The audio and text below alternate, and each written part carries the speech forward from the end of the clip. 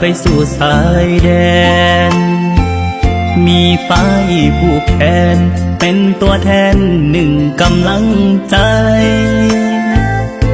กระเป๋าเสื้อผ้ามีหอยน้ำตาอีแม่อยากใส่ลูกจากถ้าน้องเอาไว้บ่ให้ไผมาทำลายขอสัญญาต่อหยดน้ำตาของแม่จะบ่ยอมแพ้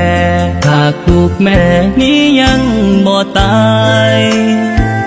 ศาสตร์ลาวยิ่งใหญ่จะบ่ให้ไผเหยียบเพียงเม็ดตายต่อให้เหลือลมหายใจสุดท้ายจะขอมอบกายปกป้องดินแดนลมหนาวพัดมากอดปืนอากาศคิดหาบ้านเก่าเห็นนกกาเว้าคงเสียงเศร้าๆคิดทอดหน้าแฟน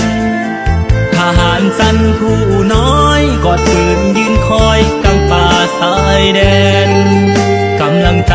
คือไฟผูกแขนแนวหลังคือแฟนที่คอยอยู่บ้านหน้าที่ทหารว่าได้ต้องการทรัพย์สินเงินทอง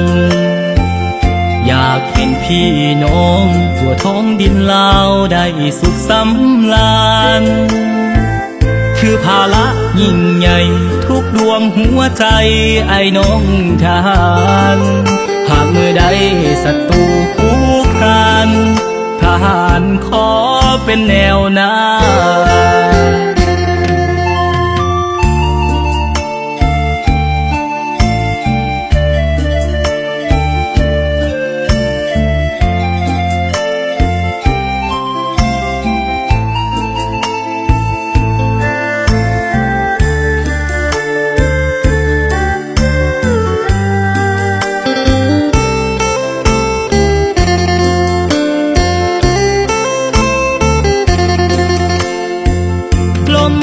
พัดมา